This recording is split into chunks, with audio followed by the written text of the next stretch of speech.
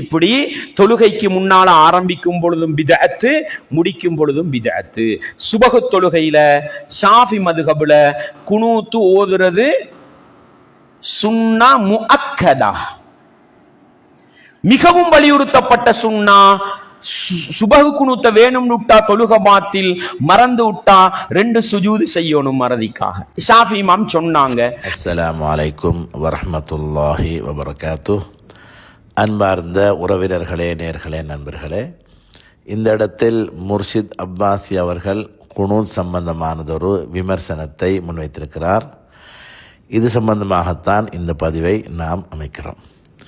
இதில் முதலாவதாக நாம் எல்லாரும் விளங்கிக் கொள்ள வேண்டிய ஒரு விடயம்தான், இந்த வஹாபிச உலமாக்கள் எங்கு சென்றாலும் இப்படி இந்த பிதாத்துடைய விடயங்கள் என்று முன்வைக்கும் பொழுது, அதாவது உண்மைக்கு புறம்பான விடயங்களை தைரியமாக பேசுகிறார்கள். இதற்கு என்ன காரணம்? அதாவது ஒரு 1400 வருடங்கள் கடக்கிற ஒரு மதுஹபை அது விமர்சிக்கும் பொழுது அவர்களுக்கு தெரிய வேண்டும், நான் விமர்சிப்பது 1400 வருட காலமாக வாழ்ந்த உலமாக்களை கடந்து அவர்களை சந்தித்து விட்டு வந்திருக்கக்கூடிய இந்த ஒரு விடயத்தை நான் விமர்சிக்கிறேன். எனவே இதில் எனக்கு ஆழமான, நிரப்பமான, முழுமையான ஒரு அறிவு இருத்தல் வேண்டும். இந்த குனூத்துடைய விடயத்தில் முர்ஷித் அப்பாசி சொன்ன விடயத்தை பார்த்தோம்னா,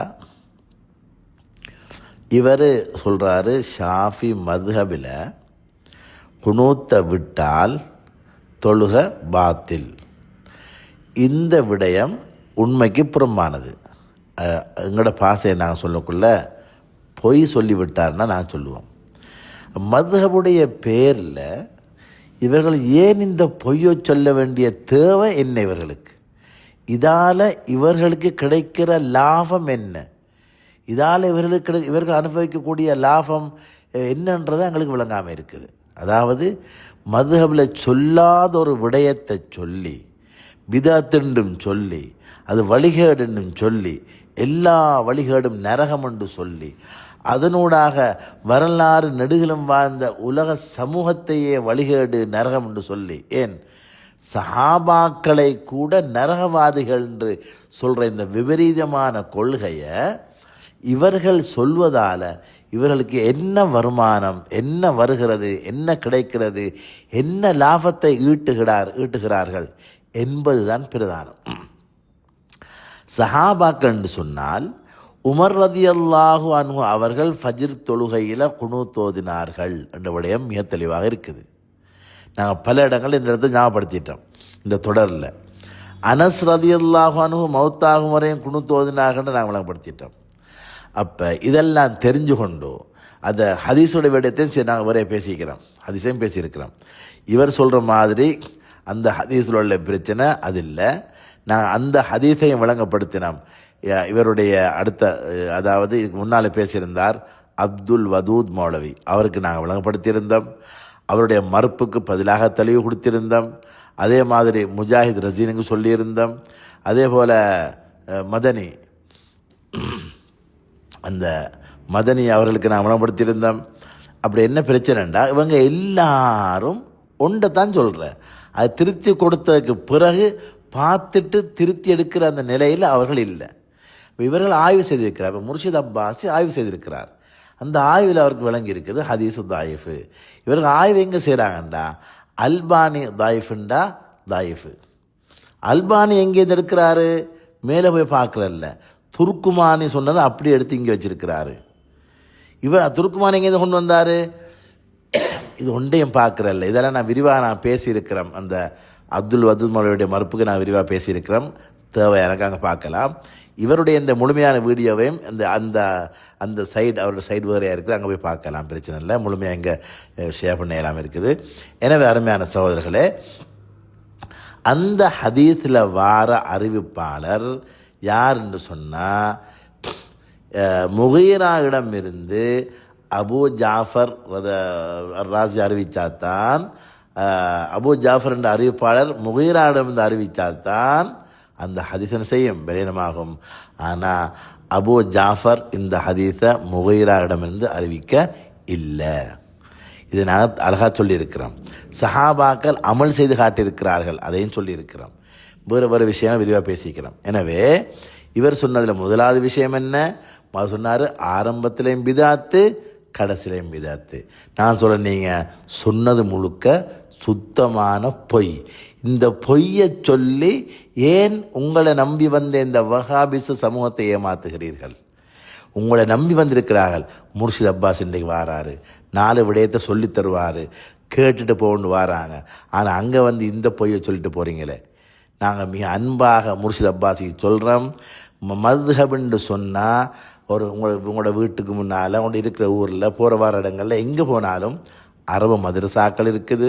போய் கிதாபை புரட்டி திறந்து வாசித்து பார்த்துட்டு உள்ளதை உள்ளால் படி எடுத்து முன்னுக்கு வைங்க. அது இல்லாமல் பொய்யை சொல்ல வேண்டாம், இல்லாத சொல்ல வேண்டாம். இல்லாத இருப்பதாக சொல்லி மக்கள்கிட்ட நீங்கள் வேறு என்னென்ன லாபங்கள் எதிர்பார்க்குறீங்களோ தெரியாது, ஏதோ.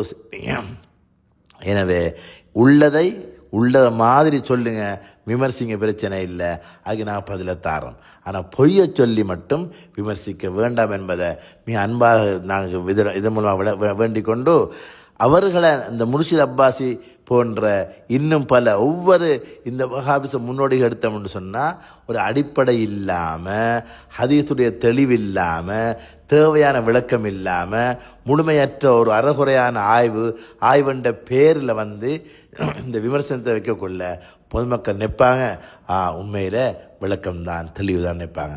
நான் உங்களுக்கு சொல்கிறோம், குறிப்பாக வஹாபிச நண்பர்களுக்கு சொல்கிறோம், நீங்கள் நம்பி போகிற ஆட்கள் உங்களை வச்சு கொண்டு சொல்கிற பொய்களை கொஞ்சம் கண்டுபிடிங்க. முதலாவது விடயம்.